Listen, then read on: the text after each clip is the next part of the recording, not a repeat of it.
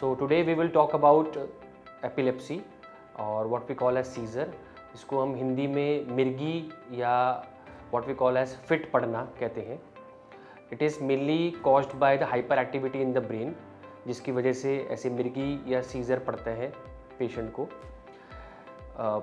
It is mainly caused by any stroke, hemorrhage या कोई genetic condition है, any prenatal injury is there, किसी के ब्रेन में कोई सिस्ट है या कोई गांठ है जिस वजह से फिट पड़ने के चांसेस होते हैं.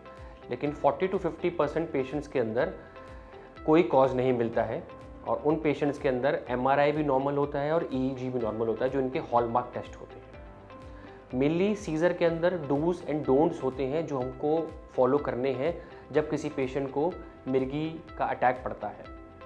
डूज का मतलब होता है कि जब पेशेंट को फिट आए आपको उसको एक जगह टर्न करवाना है, आइदर लेफ्ट साइड और राइट साइड. टर्न कराने के बाद आपको उसके हेड के नीचे एक पिलो रखना है. पिलो के साथ साथ उसकी नेक को थोड़ा सा डाउनवर्ड कर देना है ताकि if he tries to vomit it doesn't go inside his और lungs.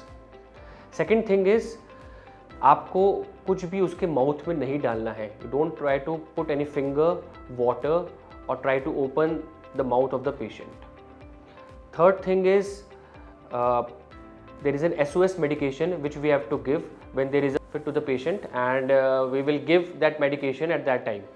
Other than that, do's is that we have to take the medication regularly which is prescribed by a doctor.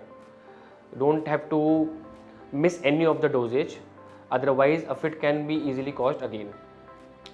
The don'ts which we have to follow: avoid going to the heights alone, avoid swimming alone, stay away from flashing of lights like the DJ lights, plenty of water to be taken. Other than that, no driving to be done. And patients have to follow a very good diet. They have to go for a lifestyle modification like yoga, meditation, regular walking.